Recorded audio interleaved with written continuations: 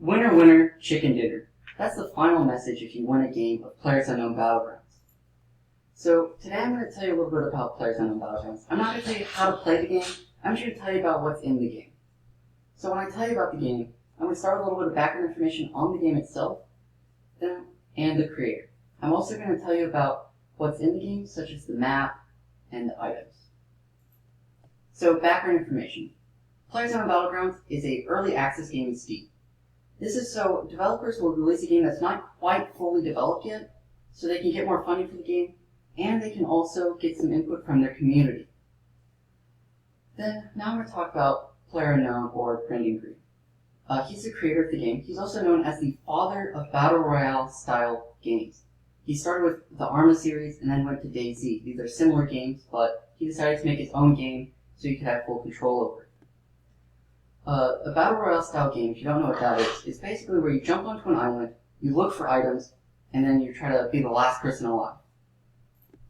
So now you know a little bit of background about the style of game and this game itself. I'm going to talk about some game content.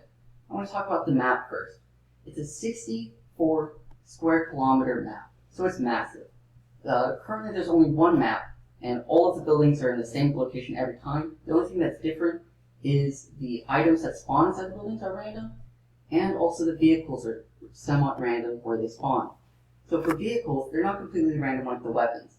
For vehicles, let's just say that there's 10 areas that vehicles can spawn. So, and only 4 vehicles spawn them. So basically what happens is those 4 vehicles will go into one of those 10 areas on where the vehicles can spawn, and then the rest won't have vehicles.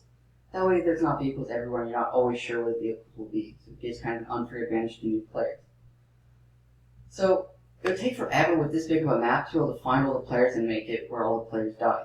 It could go on for days. So what do they do to stop that? What they do is they have at the beginning of the game, a circle will show up on the minimap. It's a white circle, and it's pretty massive. It's still really big. But then after a certain amount of time, eventually a blue circle will start coming in towards the white circle. If you're outside of this blue circle, you'll start to take damage over time. Now, this sequence continues until there's no more circle. The smaller the circle, the more damage you'll take. So this gets rid of the ability for someone just to stand in one building the entire time of the game. So now that I've talked about the map, I'm going to talk about the in-game items. I've divided this into 3 sections because to make it more manageable. So I'm going to start with the equipment. So the equipment, there's anywhere from ranging from level 1 to level 3 of all 3 options. All 3 of these equipments.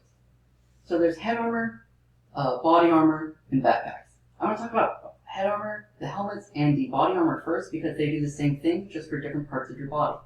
The helmet will only defend your face and your head, and the body armor will defend your entire body.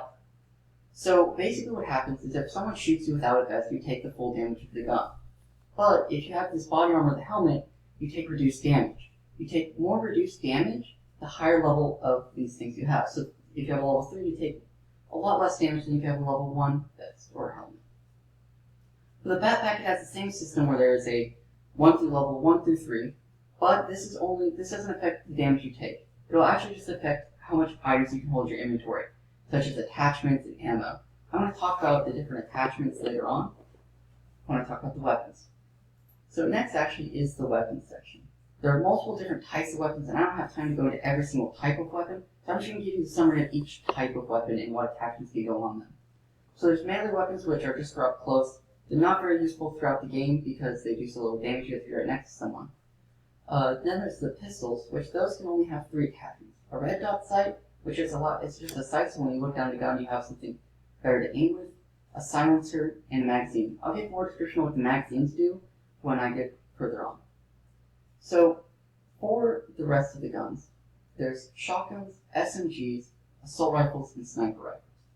All these guns, I listed them in the effective range, so shotguns have the least and snipers have the longest range. For shotguns, they are also a unique case where they only have 2 different types of attachments. They either have you can equip a choke and you can equip bullet loops. The choke will decrease the spread of a shotgun, and the bullets will increase your reload speed, so you can go to reload faster. For the rest of them, they can all have the similar types of attachments, so I'm just going to go through them together. So you can have a different barrel attachments for every type of gun. So you can either have a silencer, a compensator, or a flash hider. The compensator will decrease the amount of, will increase your accuracy, and the silencer will make it where your gun doesn't make noise, and it also doesn't have a flash. The flash radar just reduces the flash.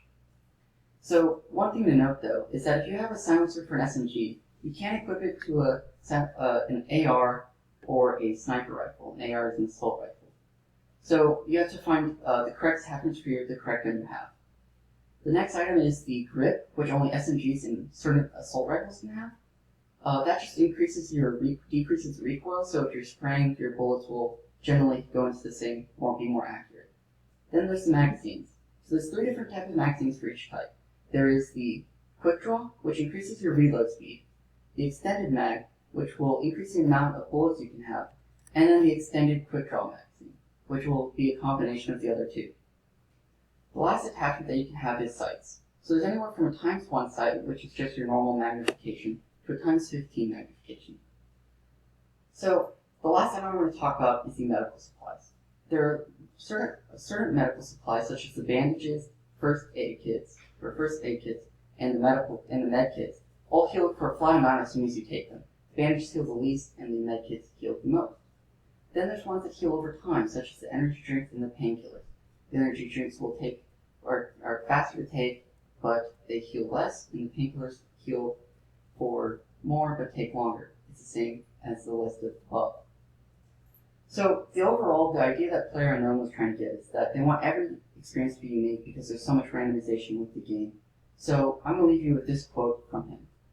Every time you play, you'll have a different experience, and that's key.